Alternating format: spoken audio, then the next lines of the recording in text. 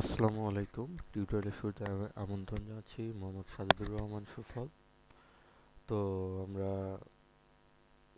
আজকের টিউটোরিয়ালে আলোচনা করব অটোক্যাড শীটে কিভাবে একটা বিল্ডিং ডিজাইন করা হয়, বিল্ডিং অঙ্কন করা হয়।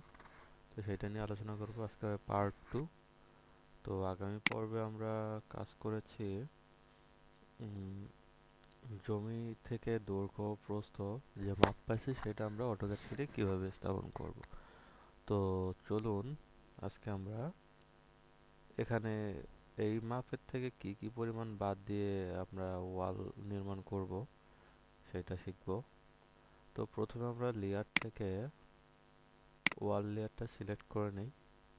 নেওয়ার পরে এটা আমরা ধরলাম জমির সম্মুখ দিক, মানে এই পাশে রাস্তা থাকবে। তো এর জন্য আমরা সম্মুখ রাস্তা থেকে 5 ফিট বাদ দিব এবং পিছন থেকে 5 ফিট, এবং এই সাইড আর এই সাইড থেকে আমরা 4 ফিট বাদ দিব। তো এর জন্য আমাদের দরকার অফসেট কমান্ডের। ও লেখে ইন্টার, এখানে লিখবো 5 ফিট, লিখে ইন্টার দিয়ে এখান থেকে 5 ফিট, এখান থেকে 5 ফিট।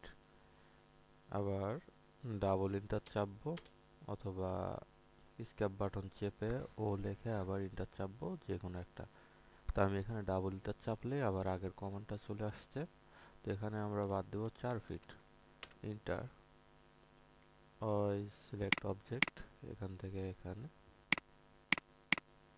সরি এটা ওই পাশে চলে গেছে, এখান থেকে ভিতরে। তো এখন আমরা যেটা ব্যবহার করব সেটা হচ্ছে ট্রিম কমান্ড। প্রপার্টি লাইন হয়ে যাচ্ছে সব।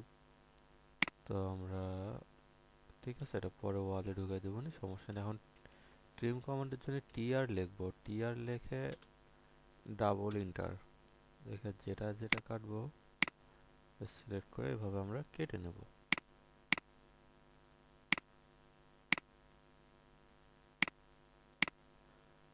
ট্রিম কমান্ড কিভাবে ইউজ করতে হয় এটার কাজ আমি আগেও দেখিয়েছি, তাই অত বিশদ আলোচনা করলাম না। এখন আমরা এই লেয়ারগুলোকে সিলেক্ট করে এখান থেকে আমরা ওয়ালের মধ্যে ঢুকাই দিব।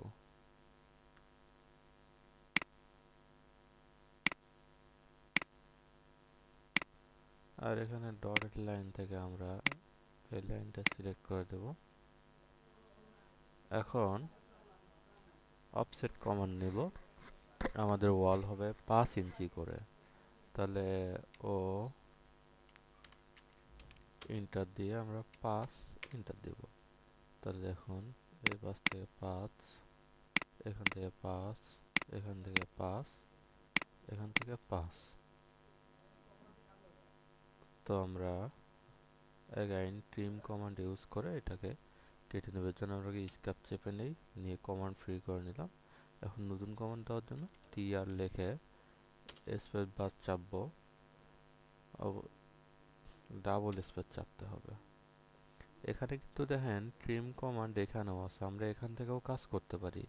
এখান থেকে যদি কাজ করে একটা সিলেক্ট করে আমরা এটার সাপেক্ষে এটা কেটে দিব। সিলেক্ট অবজেক্ট,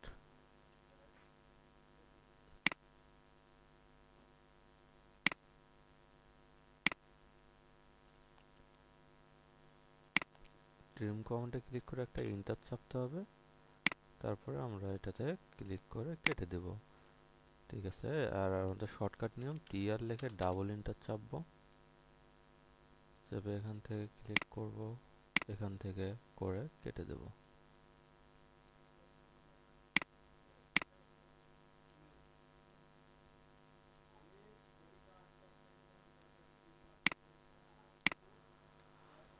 তো আমরা এইভাবে নির্দিষ্ট পরিমাণ বাদ দিয়ে আমরা উক্ত জমির ভিতরে ওয়াল স্থাপন করতে পারি।